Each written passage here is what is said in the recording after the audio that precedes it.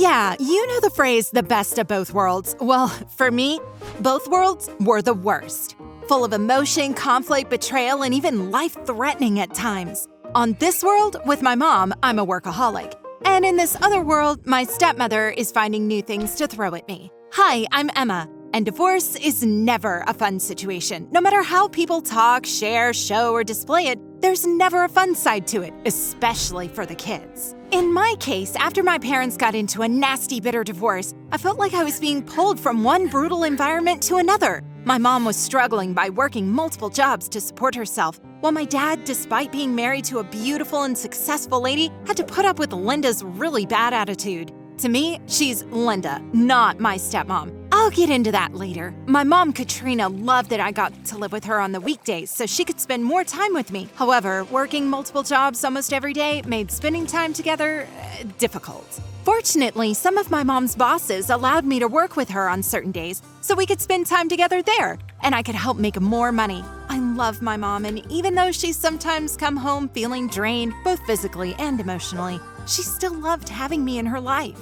I know it's unfair for you to be in the middle of all that's happened, Emma, but just remember that your father and I still love you very much, and it was never your fault that we parted ways. I know, Mom, and even though there's no way of things going back to the normal I knew, I'm glad that you're starting to do better. I will admit it was hard having to work a lot on the weekdays, but that was not nearly as hard as spending weekends at my dad's new place with Linda. Ugh. Oh my gosh, if someone told me her profession was working for the devil, I would have believed them, because every weekend felt like hell on earth, both having to put up with her insults and her creativity at different things she'd throw at me when my dad wasn't in the room. You are a walking infection that I'd destroy if you weren't related to my husband. See what I mean? Linda used every possible excuse she could to yell at me and treat me like I was never welcome in their home. And every time, my dad would respond with silence. A fat nothing burger. Yeah, so with how difficult things were living with my mom and my dad separately, I'd sometimes cry myself to sleep or cry at school locked in a bathroom stall. The one supportive person in my life was my boyfriend, Liam. Hey, Emma. Oh, are you okay? Linda told me I'm a walking infection that needed to be exterminated. Aw, Emma, you're not an infection. If I ever come face to face with Linda, I'll have your back. She won't say stuff like that in front of me. Thank you, Liam. I don't want to go straight home. Will you spend some time with me here after school? Sure, Emma, whatever you need. I'd never met them, but considering he comes from a stable and loving family, I felt so much comfort just being around Liam. I did everything I could to dominate his time. He was kind of my security blanket. One particularly tough weekend, my dad made an offhanded comment about how I was busy working at the same jobs Mom was instead of doing homework. And instead of asking why I would be doing it, Linda went full-on triggered mode. Oh, I see. Working jobs behind our backs, even when your dad provides for you. Money, gifts, a place to live, and even vacations. Huh? What are you, a brat double-dipping? How dare you? If you're going to behave like that, then you might as well start prostituting. You're already so good at taking advantage of people and being disgraceful for money. In that moment, I was crushed. Since my dad didn't take my side or even respond, I dashed out of the house, sobbing. I ran all the way to Liam's address. It was the first time I had seen his house, but I begged his parents to let me spend the night at their place. His parents were very welcoming and willing to help me out, but Liam seemed a bit embarrassed about me just showing up out of the blue when I had yet to meet his parents. As I awkwardly intruded on Liam's family, I realized I was too dependent on Liam and now his family to deal with my problems. I really shouldn't take advantage of Liam like this. On the bright side, Liam and I got to spend time doing stuff Liam wanted to do that weekend. I may not be here all the time, Emma, but with the time we are together, I'll be sure to do what I can to support you as your boyfriend.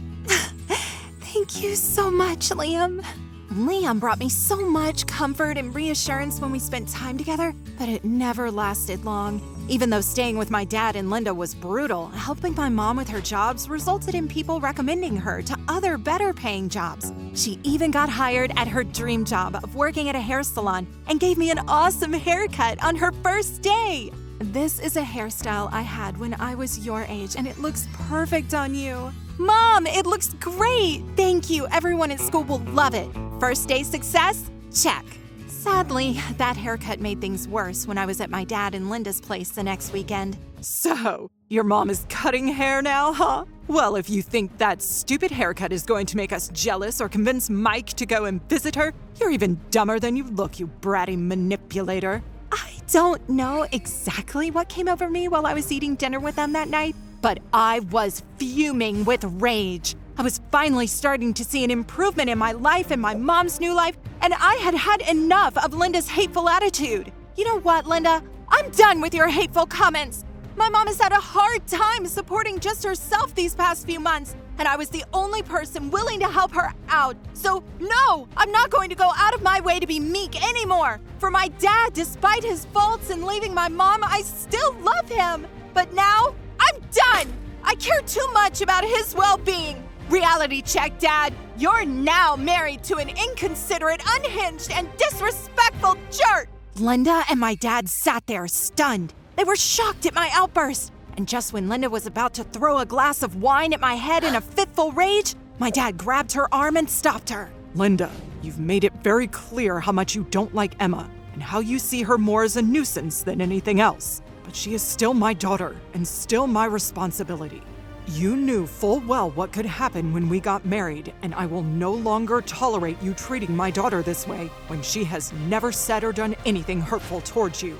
My mouth dropped open and my eyes grew large as saucers. I was blown away. My dad finally stood up for me, which of course made Linda explode with rage and hurled her glass of wine at the wall. After she stomped out of the dining room and locked herself in the bedroom, my dad just collapsed into a chair and cried. Ghosts of regret danced across his face. He felt terrible about everything. I am so sorry, Emma. I've made so many stupid mistakes that I could never fix. And I understand if you can't forgive me for what I've done to you or your mother. I know, Dad, but we'll figure something out together.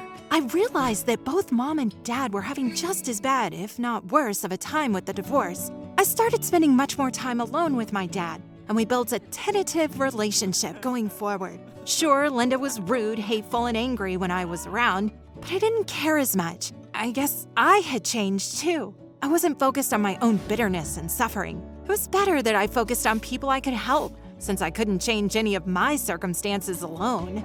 Now that I'm in a better place with both my parents, I can probably build a healthier relationship with Liam. I can start by being a supportive and active girlfriend.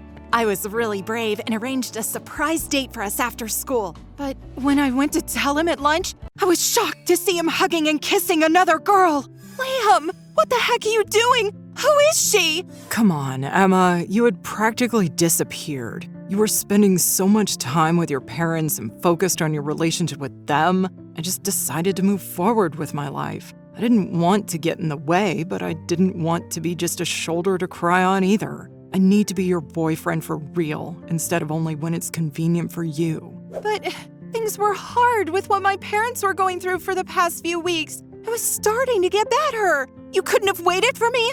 Why didn't you talk to me before now? I have a life of my own, Emma. You can't expect me to constantly help you out while you ghost me when I have a problem. I'm sorry you found out this way. I really am. I tried to call you, Emma, but it's over between us. It really hurt to hear him say those things about me, despite the fact that they might be true. It made me reflect on how I had handled things when we were dating. I was pretty dependent on him and what he could do for me, but now that things had changed, except for the occasional Linda outburst or thing being thrown at me, I've kind of got my parents back. Do I need a boyfriend to make me happy and complete? Maybe not. As I walk down the hall alone now, feeling like the bad stuff had to happen so I could learn how to get the good stuff and keep it, my shoulder bumped into a boy I hadn't met before. Oops, sorry. I just didn't see you there. Was lost in my two worlds. No worries. I get it. My parents are divorced too. Say what now? How did he know? I looked him up and down and noticed a familiar camaraderie in his demeanor. The way he stood, the lines of tough life lessons drawn on his face. His parents were divorced too? So, which world you battling in today? Mom or dad? I smiled as he helped me pick up my books and stuff. Dare I say a new relationship in my future? But This time, I'll be more selfless. Be sure to subscribe, smash that like button, and comment about all the amazing stories that come out of a book.